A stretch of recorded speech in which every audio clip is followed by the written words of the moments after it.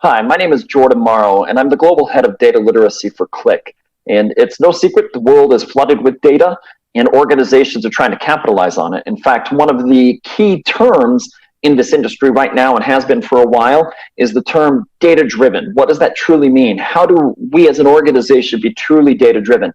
So, in about the next 15 to 20 minutes, I'm going to walk through some thoughts on being data driven and how it coincides with that term, data literacy, another popular term that exists in the data and analytics world.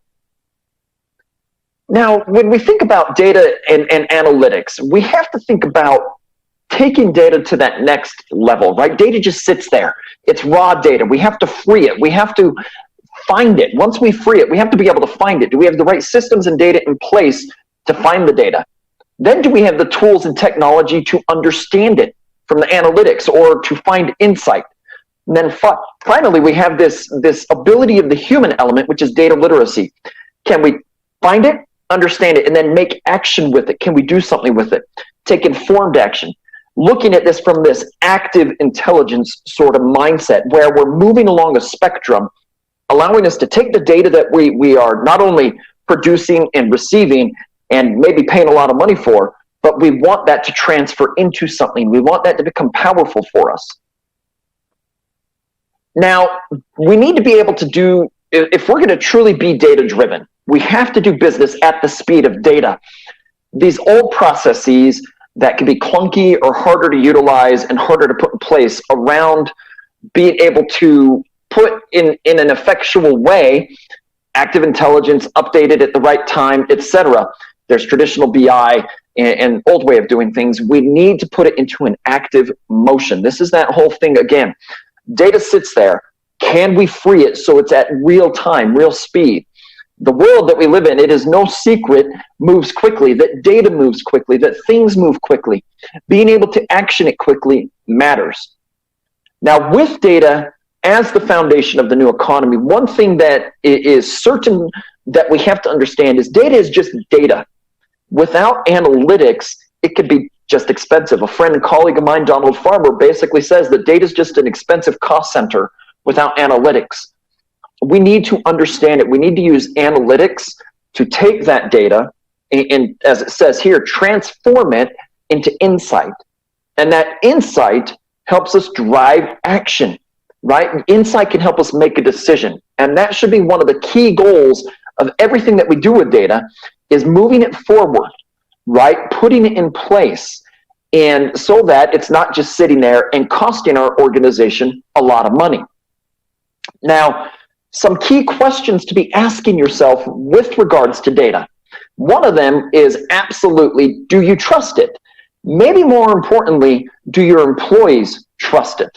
I think that's a key thing here, is this trust of data matters more so, and trust of the use of data matters so much that if your workforce doesn't trust it, but yet you're trying to capitalize on it, we could run into some big issues. Second question, do you and your workforce have the ability to ask good questions of the data?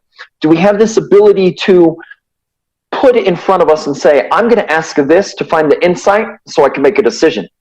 Third, is the organization still based on gut feel? Or are we at a point where it's not just gut feel, we combine it with the data, we combine these things together? And then finally, what about the culture that you work in? Is the culture based on data's presented and we just take it and that's what it is?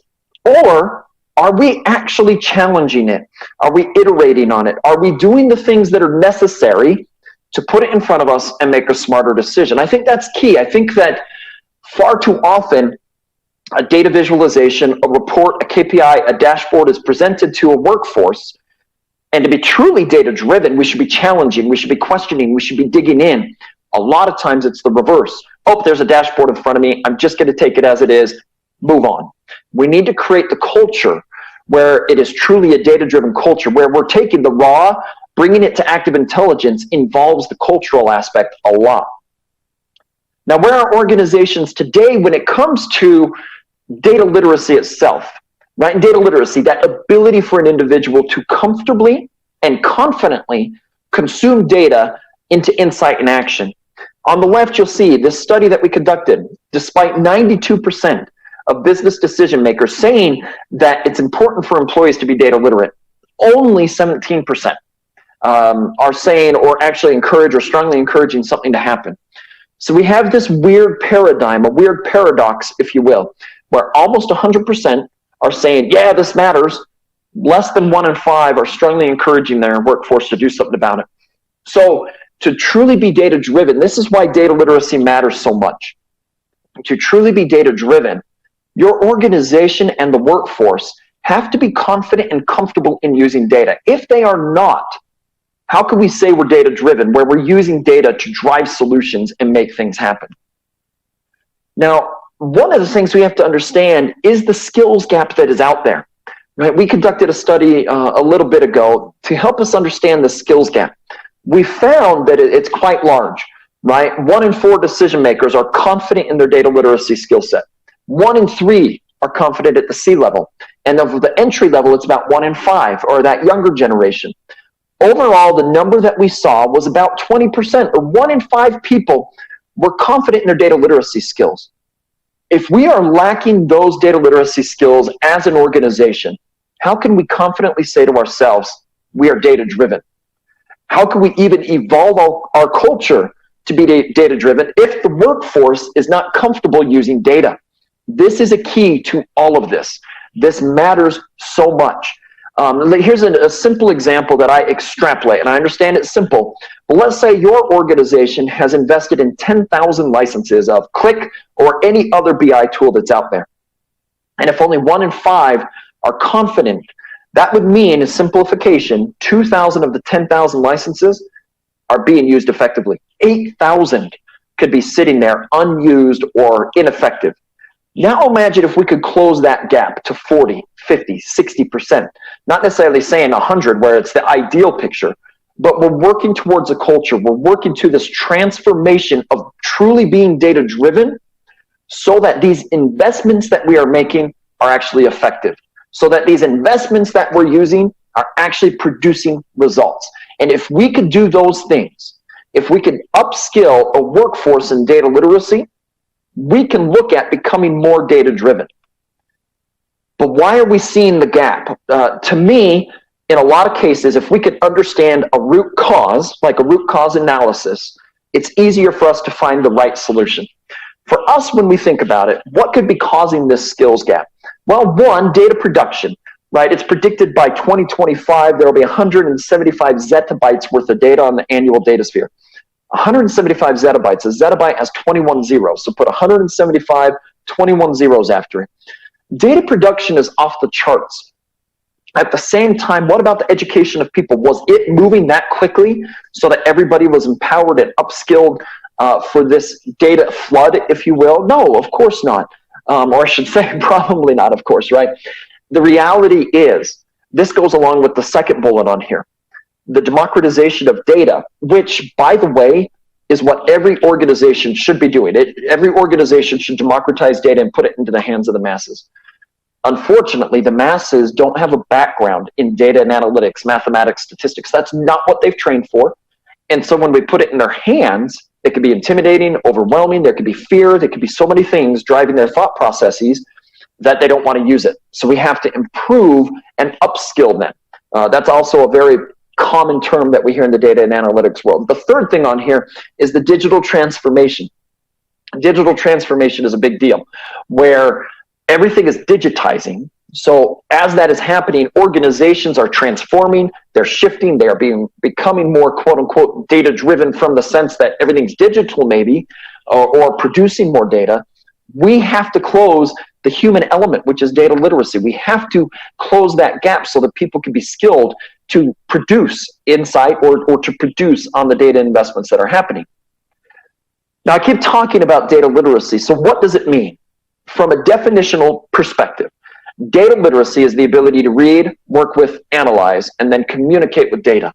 4 key characteristics, 4 key pillars of utilizing data from a confidence perspective. Notice what term is not in there. Data science. Data science is powerful. It's wonderful. I love data science. I think it matters. The problem that we run into, though, is if we're putting everything out there from a data science perspective, and that's where we're targeting, and let's say 90 to 99% of employees do not need to be data scientists, We are forgetting the massive workforce that will be using data or probably using data, and we're forgetting about the upskilling there. So we need to make sure on our end we're empowering the massive workforce with these skills. So how do we do that? Well, first off, we need to create a culture, right? The 3 C's of data literacy is what I have coined. 3 C's empower an individual, but then it can foster the data-driven culture we're looking for. We need to create more curiosity in our workforce. I get asked quite often, or I get asked, I should say, do I need to become a statistician? Do I need to go back? What should I be studying? What I tell people is start off by becoming more curious. Ask more questions of the data and analytics that are put in front of you. Utilize your creativity. Be creative. The human mind and our human capability is immense. Use it to succeed. And critically think on the information as it is presented to you. These 3 C's will start a mindset, because we can't just tell a workforce, all of you need to go back and take statistic courses. We can't do that. Maybe we can, but it's not going to work. If we can teach people these 3 C's and to get better with these, we could foster a better culture, get rid of the fear, get rid of these different things. Now, the number one roadblock, I'm asked this question: what is the pain points of the roadblocks to data and analytics success? The number one roadblock is actually culture, not technology. If an organization truly wants to be data-driven, we have to empower the culture. And I've created these 7 characteristics of a data literacy culture. Data fluency, empowering people to speak the same language of data. Data visualizations, which simplify and visualize the massive amounts of data that an organization has. Analytical skills. Do we have the ability to ask questions? The definition of analysis or analyze, to find trends and patterns. Do we have that ability in the workforce to do that so we find the insight to make decisions?